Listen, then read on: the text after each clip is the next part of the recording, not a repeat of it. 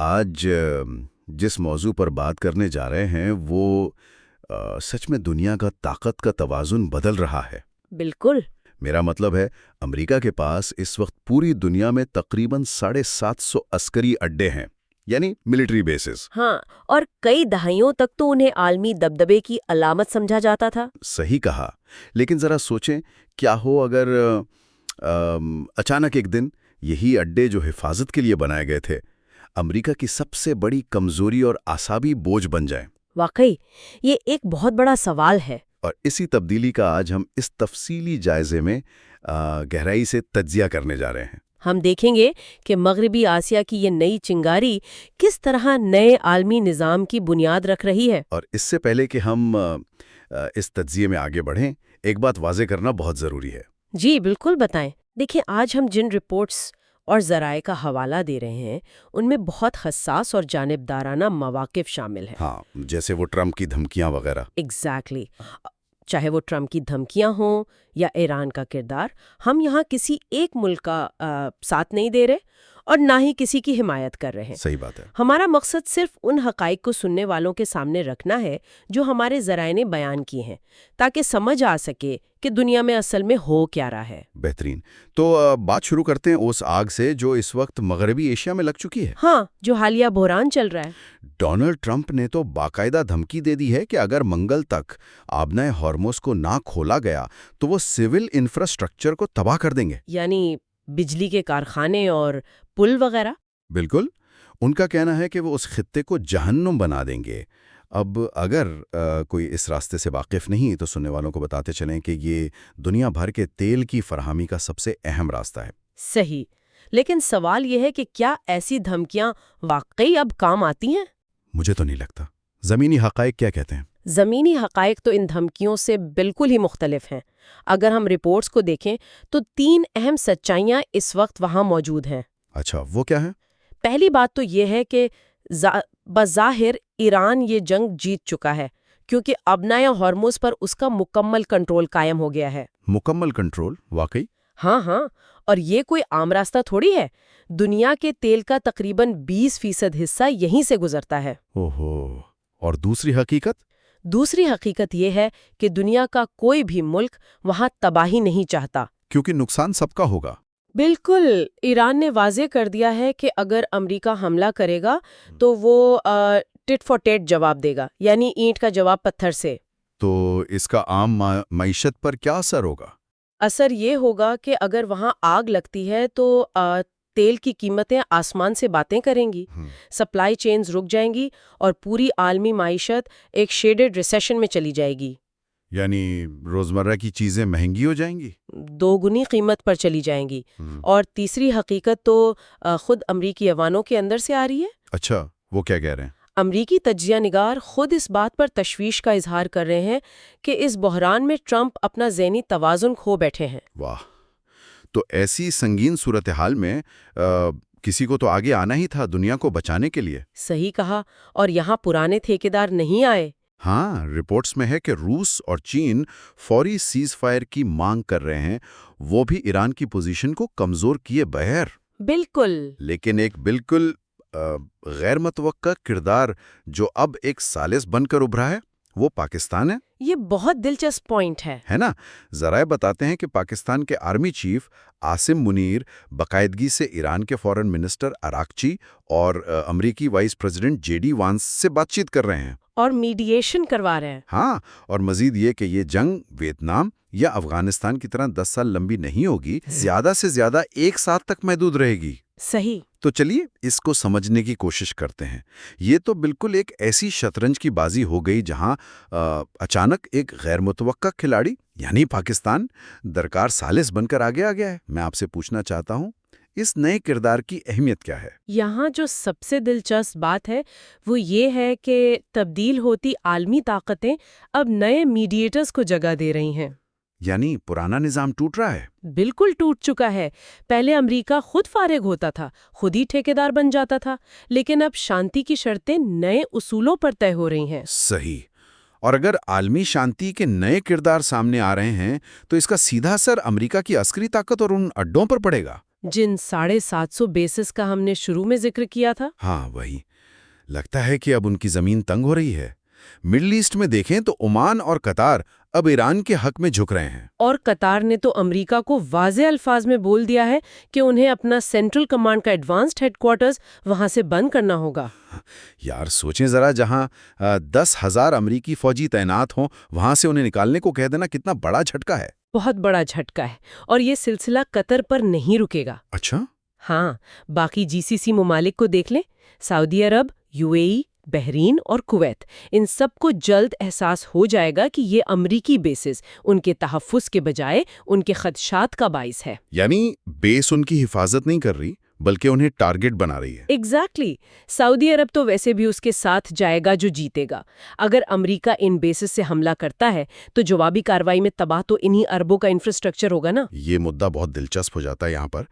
کیا ہم یہ کہہ سکتے ہیں کہ دنیا بھر میں بکھرے ہوئے یہ عسکری اڈے جو امریکہ کی سب سے بڑی طاقت تھے، اب اس کی سب سے بڑی کمزوری اور اعصابی بوجھ بن گئے ہیں؟ میں بالکل یہی سمجھتی ہوں۔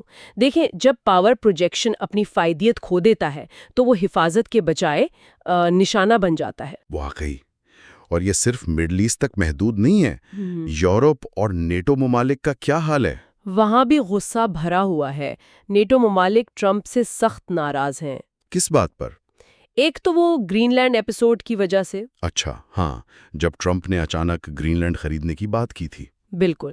اور دوسرا، امریکہ نے اسرائیل کے ساتھ مل کر ایران پر حملے کیے اور نیٹو کو اطلاع تک نہیں دی۔ اوہو، یعنی اعتماد ختم ہو رہا ہے۔ صحیح کہا۔ ٹرمپ ویسے بھی نیٹو کا خاتمہ چاہتے ہیں، اس لیے اب مغربی یورپ کے اہم ممالک روس کا مقابلہ کرنے کے لیے امریکہ کے بغیر اپنا الگ حفاظتی نظام سوچنے پر مجبور ہیں۔ یہ تو یورپ کی بات ہو گئی۔ اگر ہم ایسٹ ایشیا کی طرف جائیں تو وہاں بھی حالات عجیب ہیں۔ ہاں، جاپان کا حال دیکھیں۔ جاپان میں تقریباً 45,000 امریکی فوجی تعینات ہیں، اور ان میں سے 5,000 مرینز تو مڈل ایسٹ بھیج دیے گئے اس بحران کی وجہ سے۔ اور اب جاپان اپنی فوجی طاقت دوبارہ بنانے یعنی ری ملٹرائزیشن کا سوچ رہا ہے۔ اور ساؤتھ کوریا سے تو تھیڈ انٹرسیپٹرز ہی ہٹا لیے گئے ہیں جو انہیں آسمانی حملوں سے بچاتے تھے۔ بالکل۔ فلپینز جیسے ملک بھی اب امریکہ سے دور ہو رہے ہیں، وہ ایران سے تیل اور گیس لینے کے لیے مذاکرات کر رہے ہیں۔ اور ساؤتھ چائنا سی کے معاملے پر آسیان ممالک کے زیادہ قریب ہو رہے ہیں، یہاں تک کہ آسٹریلیا بھی اس جنگ میں براہ راست شامل نہیں ہونا چاہتا۔ تو ہر خطے سے امریکہ کی پکڑ کمزور ہو رہی ہے، لیکن ایک بات ذہن میں آتی ہے۔ جی بتائیں۔ جب امریکہ عالمی سطح پر اپنے طاقت کے مرکز کھو رہا ہے تو کیا وہ کم از کم اپنے آنگن میں یعنی اپنے بیک یارڈ میں تو محفوظ ہوگا؟ بالکل نہیں۔ اگر آپ مونرو ڈاکٹرن کی بات کر رہے ہیں تو وہ ناکامی کا شکار ہے۔ ہاں، مونرو ڈاکٹرن، جہاں انہوں نے کہا تھا کہ ہمارے حصے میں کوئی دوسری طاقت داخل نہیں ہوگی۔ وہاں بھی حفاظتی مسائل بڑھ رہے ہیں، اور اسی خوف کی وجہ سے ٹرمپ نے جنوری 2025 میں ایک بہت بڑے منصوبے کا اعلان کیا تھا جسے گولڈن ڈوم کہا گیا۔ اچھا، یہ گولڈن ڈوم اصل میں ہے کیا؟ یہ خلا میں یعنی اسپیس بیسڈ ایک اینٹی میسائل سسٹم ہے جو روس اور چین کے ایڈوانس میسائلز کا مقابلہ کرنے کے لیے بنایا جانا ہے۔ جو ہائپرسونک میزائلز ہیں ان کے خلاف؟ ہاں بالکل۔ لیکن اس منصوبے کی لاگت سن کر آپ حیران رہ جائیں گے۔ کتنی ہے؟ تقریباً 800 بلین سے $1 ٹریلین تک۔ $1 ٹریلین صرف ایک ڈوم پر؟ اور اس کی لمیٹڈ ڈپلائمنٹ 2029 تک ہونی تھی اور مکمل ڈپلائمنٹ 2035 تک متوقع ہے۔ لیکن ہمارے ذرائع کہتے ہیں کہ یہ ٹائم لائنز اور منصوبہ دونوں ناکام ہونے کے قریب ہیں۔ واہ! جبکہ زمین پر دیکھیں تو آرکٹک اور لیٹن امریکہ میں کیا چل رہا ہے؟ وہاں حالات مختلف ہیں۔ کلائمیٹ چینج کی وجہ سے برف پگھل رہی ہے اور آرکٹک اوشن میں روس اور چین کی عسکری سرگرمیاں بڑھ چکی ہیں۔ اور آرکٹک کونسل کے 8 میں سے 7 ممالک تو نیٹو کا حصہ ہیں۔ پر وہ بھی امریکہ سے الگ ہو کر گرین لینڈ کی حفاظت کے نئے طریقے ڈھونڈ رہے ہیں۔ اور لیٹن امریکہ جو بالکل امریکہ کے نیچے ہے، وہاں تو 2017 سے اب تک 33 میں سے 22 ممالک چین کے بیلٹ اینڈ روڈ انیشیٹو یعنی BRI کا حصہ بن چکے ہیں۔ برازیل اور میکسیکو جیسے بڑے ممالک بھی چین کے ساتھ گہرے معاشی تعلقات رکھتے ہیں۔ یعنی یہ تو بالکل ایسی بات ہو گئی کہ ایک شخص اپنے گھر کی چھت پر اربوں ڈالر کا لیزر سیکیورٹی سسٹم لگا رہا ہے گولڈن ڈوم کے نام پر، صحیح. جبکہ اس کے پچھواڑے کے دروازے سے پڑوسی آ کر اس کے گھر والوں سے دوستی کر رہا ہے اور ان کے راستے بنا رہا ہے. دوسری طرف دو نئی عالمی طاقتیں روس اور چین ایک نیا بظاہر بنائن یا نرم ماڈل پیش کر رہی ہیں. بنائن یعنی پرامن. ہاں، جس کا مقصد جنگ کے بجائے امن کے ذریعے ترقی ہے. تو اس نئے ماڈل پر تھوڑی ڈیٹیل میں بات کرتے ہیں. روس کا ماڈل کیا ہے؟ روس نے مارچ 2023 میں اپنی فارن پالیسی کا رخ مغرب سے ہٹا کر مشرق اور جنوب کی طرف کر لیا. یعنی ایسٹ اینڈ ساؤتھ کی طرف. بالکل. اور فیب 2024 میں پوٹن نے یوریشین سیکیورٹی آرکیٹیکچر کا اعلان کیا. ان کا ویژن ایک پالی سینٹرک ورلڈ کا ہے. پالی سینٹرک ورلڈ سے کیا مراد ہے؟ یعنی دنیا کا صرف ایک مرکز نہیں ہوگا، الگ الگ علاقوں کے اپنے الگ طاقت کے مرکز ہوں گے. اور مزے کی بات یہ ہے کہ روس وہاں ملٹری بیسز نہیں بنانا چاہتا. تو پھر وہ کیا بنانا چاہتے ہیں؟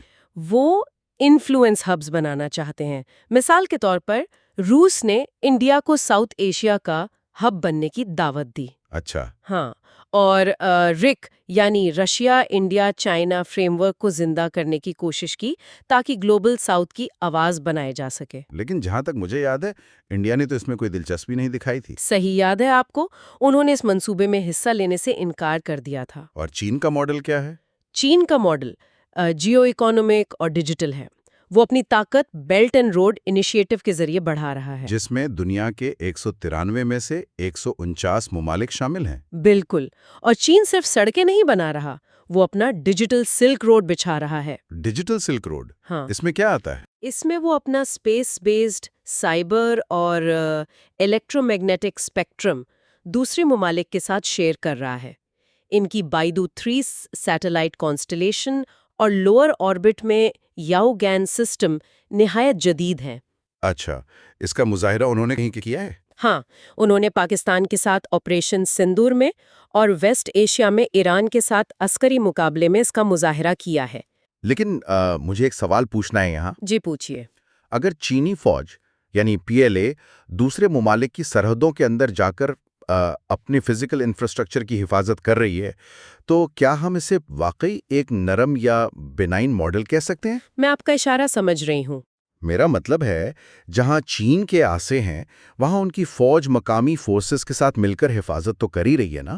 ان کا عسکری فوکس بھی انڈرسی طاقت، ہائپرسونک کروز میسائلز اور AI پر ہے.